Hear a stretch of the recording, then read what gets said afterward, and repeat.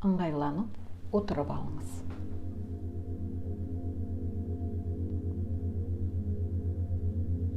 Көзіңді жұм.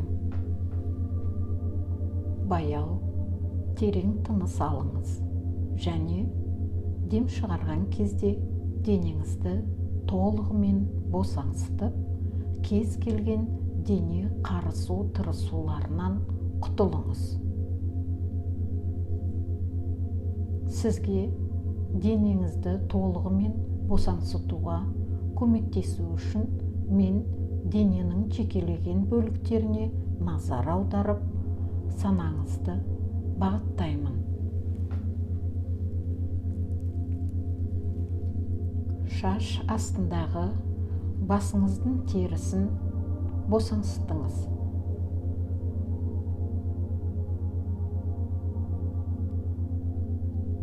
Маңдай теріңізді босаңсытыңыз.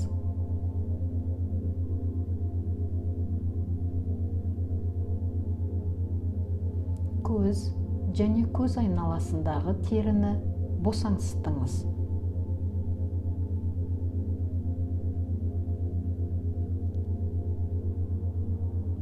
Беттің, жақтың және тілдің бұлшық еттерін босаңсытыңыз.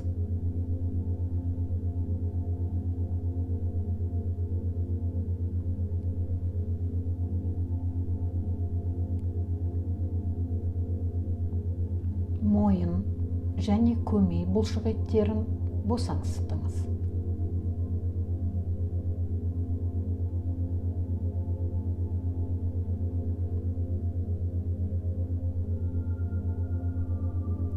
Иықтарыңызды, қолдарыңызды және саусақтарыңызды босаңсытыңыз.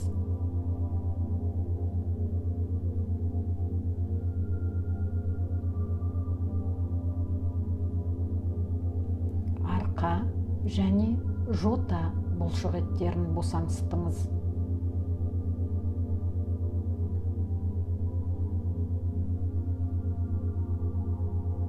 Кеуденің сыртқы және ішкі жасушаларын босаңсытып, баяу, терең және ырғақты тыныс алуды жалғастырыңыз.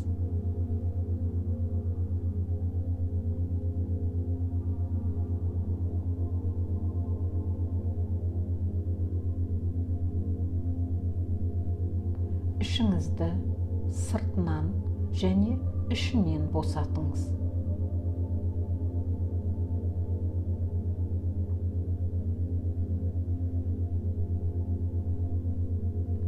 Жамбасыңызды босаңсытыңыз.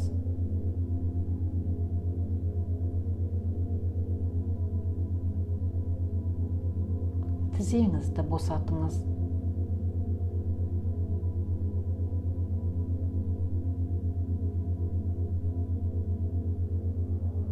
Балтырыңызды босатыңыз.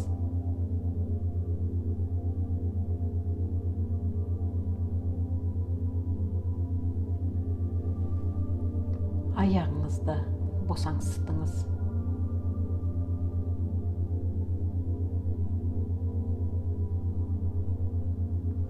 Бұлшық ет тырысуларынан толығымен айығыңыз.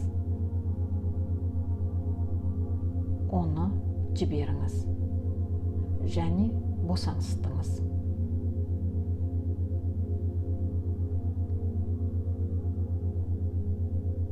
Сіз қазір сананың терең және сау деңгейіндесіз, бұрынғыдан да тереңірек.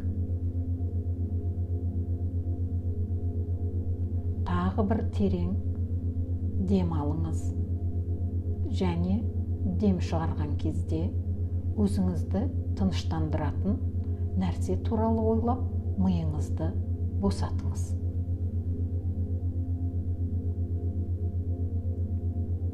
Сізді тыныштандыратын және ойыңызды босаңсуға көмектесетін кез келген нәрсені ойлаңыз.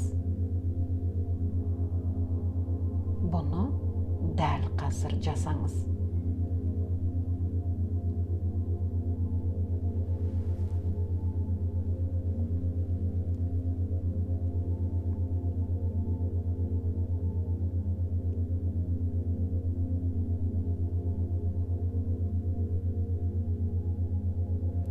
тағы бір терең тыныс алыңыз және дем шығару кезінде ішкі болмысыңмен байланыс орнатып, ішкі дүниеңе көңіл бөлу арқылы тыныштық сезімін беретін сезімдерді реттеңіз.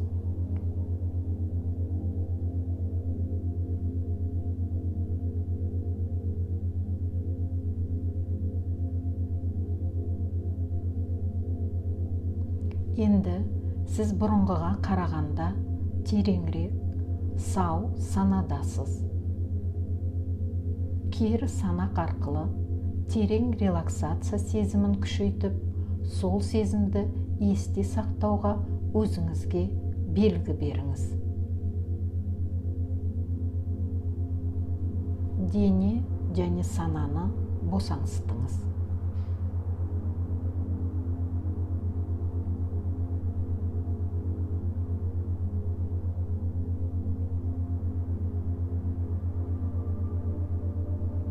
Енді біз стрессті басқару әдістерін қолдана бастаймыз. Бұл жаттығудан барынша пайда алу үшін есіңізде қалған сіз қатты күйзеліске ұшыраған жағдайды еске түсіріңіз. Ойға не келді?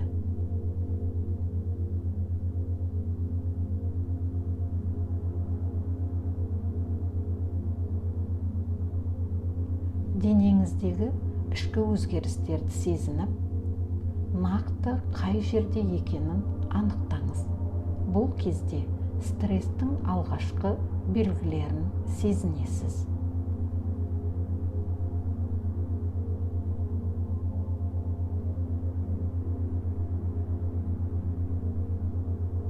Сіз бұл кезде ашу-ызада немесе қорқыныш сезімде болдыңыз ба?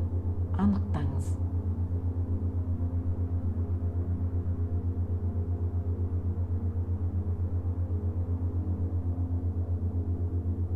Ал егер мүмкін болса, қандай ішкі күйзелісте болғаныңызды анықтаңыз. Бұл сізді тастап кету сезімі ме? Бақылаудың болмауымен байланысты ма? Дәрменсіздік пе? Әлде үмітсіздік пе?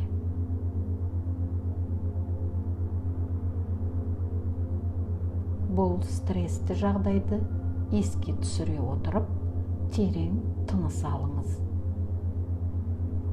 Және өзіңізге денеңді босат және тыныштал деп айтыңыз.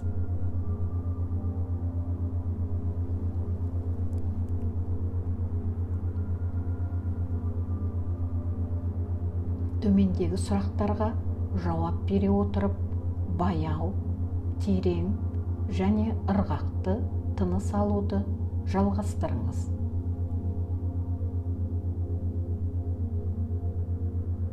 Мені не қатты алаңдатады?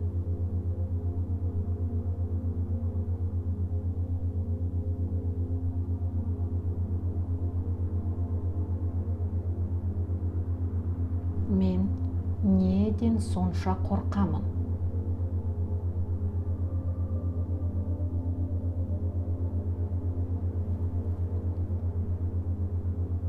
Бұл жағдай неге сонша мені ашуландырады?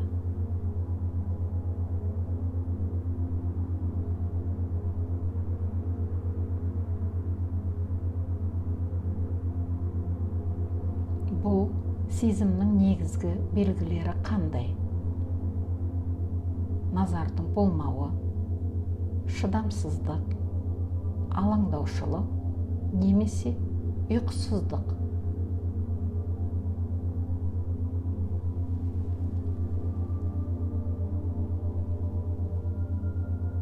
Тағы да денеңіздің қай жерінде стрессті сезінетініңізге назар аударыңыз және онымен қандай ішкі күйзеліс байланысты анықтаңыз.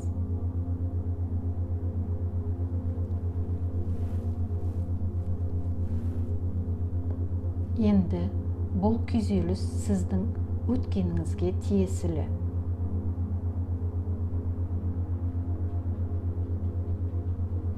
Бұл күйзелістен алшақтаңыз. Себебі бұл сіздің жас және тәжірибесіз кезіңізге тиесілі. Сіз қазір неғұрлым жетілген, білімді, дағдылары бар адамсыз.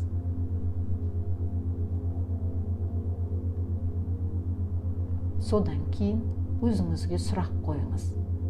Мен бұл жағдайды қандай ең жақсы жолмен шеше аламын?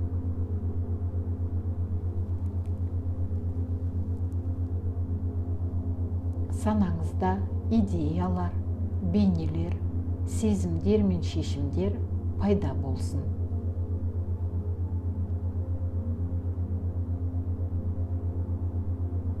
Дұрыс шешім бейнелеріне және мақсатқа жеткен сезімге назар аударыңыз.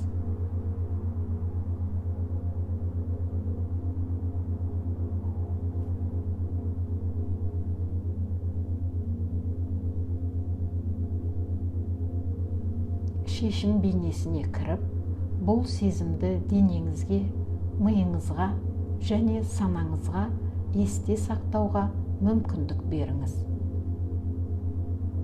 Сіз салмақтысыз, тыныштық күйіндесіз, жағдайды бақылауда ұстап тұрсыз және стресстік жағдайларды тиімді шеше аласыз.